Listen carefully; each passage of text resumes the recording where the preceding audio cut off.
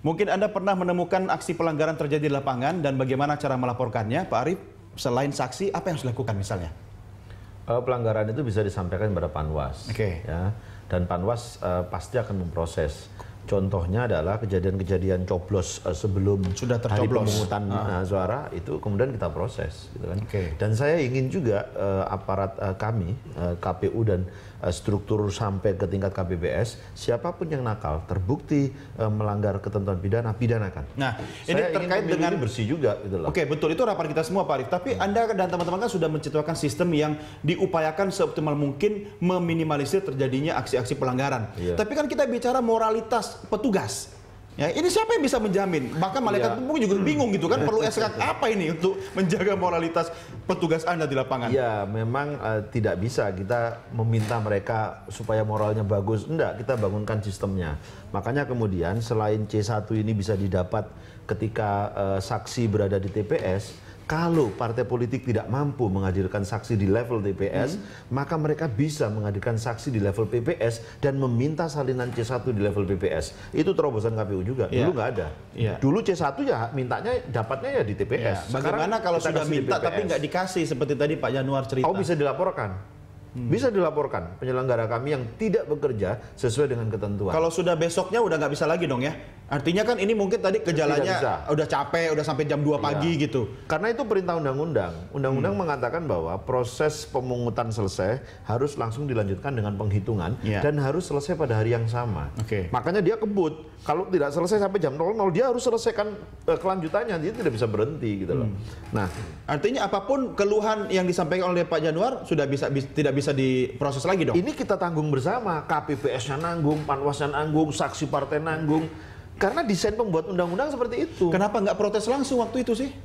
Jadi begini Mas ya, ini lapangannya memang nggak mudah. Kita tahu lapangannya nggak mudah. Betul.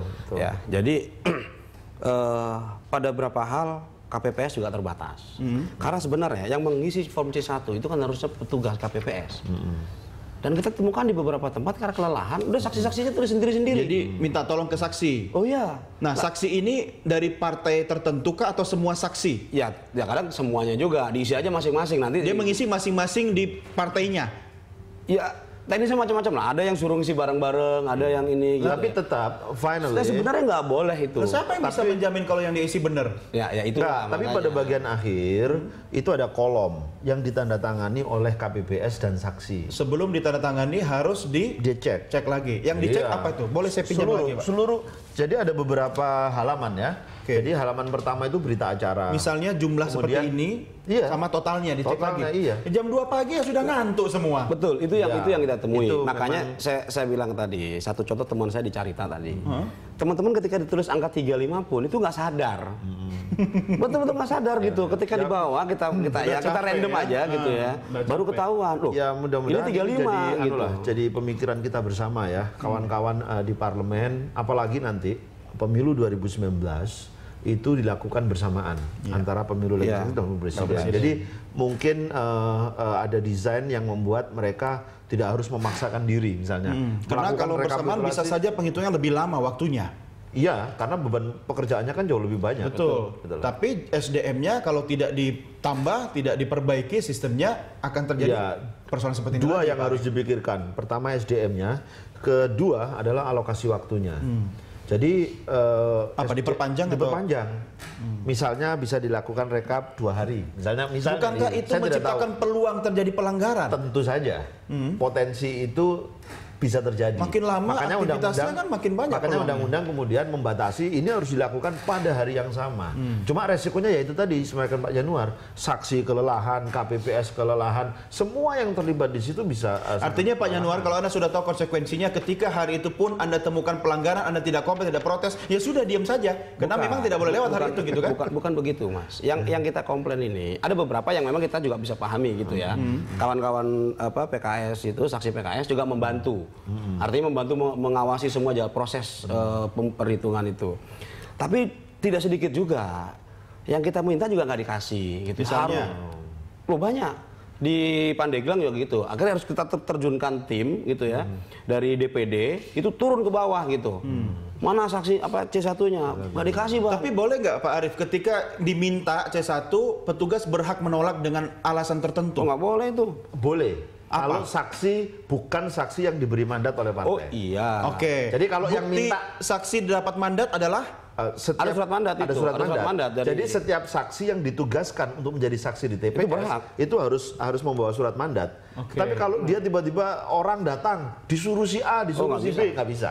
Kita tolak itu. Oke. Kita tolak. Betul. Oke. Nah, tapi begini sebetulnya kalau toh misalnya C1 itu tidak diberikan misalnya ini di TPS, maka di PPS sebenarnya dia masih bisa mengajukan keberatan untuk meminta C1. Nah, ini Kedua, di PPS level desa kelurahan itu kami juga perintahkan supaya C1 plano itu dibuka ketika rekapitulasi. Oke. Jadi orang juga bisa merefer lagi. Oh, Iya. ternyata angkanya memang segitu misalnya. Ya, ini daripada kita berdebat semakin hot padahal Pilpres belum, kita harus konfirmasi ke Pak Muhammad. Ya, ini yang punya gawe sebenarnya kan, mengawasi langsung. Sudah bersambung bersama kita Pak Muhammad melalui sambungan telepon. Selamat malam Pak Muhammad. Selamat malam. Selamat Iya. malam Pak Arief, Pak Yanuar. Agak karib Pak. Malam, Pak.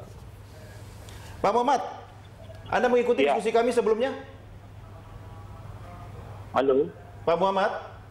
Iya. Ya, Pak Muhammad, Anda mengikuti diskusi kami sebelumnya terkait dengan pelanggaran?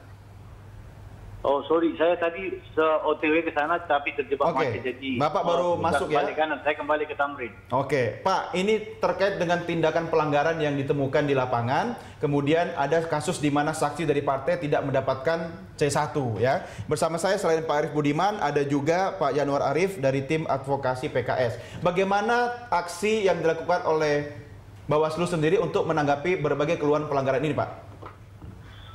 Sekarang kita bicara regulasi ya. Dalam Undang-Undang Pemilu dan dikuatkan oleh PKPU bahwa petugas KPPS wajib menyerahkan.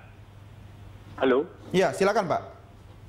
Petugas KPPS wajib menyerahkan formulir salinan C1 kepada saksi parpol dan pengawas pemilu. Ya. Kalimat wajib ini berarti ada peran aktif dari petugas KPPS. Itu kewajiban, itu faktu ain. Oke, diminta atau Petugas tidak diminta ya, KPPS Pak ya? tidak boleh berdalih bahwa karena kami repot, banyak salinan harus disalin, banyak ditulis. Ini adalah kewajiban, ini perintah undang-undang. Ya. Dan kalau tidak diserahkan itu pasal pidana, jelas sekali itu. Oke, Saya kira apapun alasannya. Di tataran KPU pusat itu sudah clear. Tapi bagi Bawaslu ada memang catatan-catatan temuan-temuan kita di tingkat bawah ini yang belum paham aturan. Barangkali karena BIMTEK-nya yang tidak lengkap, tidak selesai, tidak tuntas. Akhirnya kemudian banyak hal-hal yang menurut kami itu tidak tepat dilakukan oleh petugas KPPS. Misalnya, banyak Pak? kasus resistensi. Ya. Tidak ingin menyerahkan C1 padahal itu dokumen wajib. Nah, saya kira KPU RI sudah berkomitmen kalau ada anggota seperti itu harus ditertibkan. Itu akan dievaluasi keras oleh teman-teman KPU dan dipastikan tidak digunakan lagi dalam Pilpres karena ini menghambat pemilu. Oke.